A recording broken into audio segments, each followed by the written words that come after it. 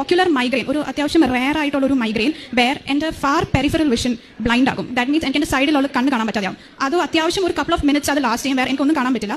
Eventually എൻ്റെ vision regain ചെയ്യും. എൻ്റെ വിഷൻ വരുമ്പോൾ അപ്പം തന്നെ എനിക്ക് ഒരു ഭയങ്കര പെയിൻഫുൾ ആയിട്ട് ഹെഡേക്ക് തുടങ്ങും.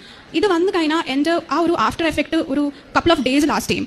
അപ്പോൾ ഇതെനിക്ക് ദ മന്ത് ഓഫ് ഒക്ടോബർ എനിക്ക് 3 പ്രാവശ്യം ഈ മൈഗ്രെയിൻ അറ്റാക്ക് വന്നു.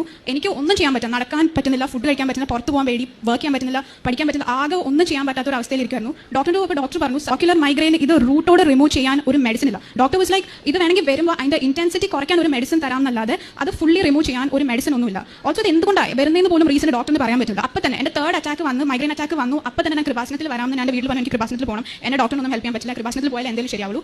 അങ്ങനെ കൃപാസനത്തിൽ വന്നു, ഞാൻ ഉടമ്പടി എടുത്തു. ഞാൻ ഒരു മെഡിസിനും എടുത്തിട്ടില്ല.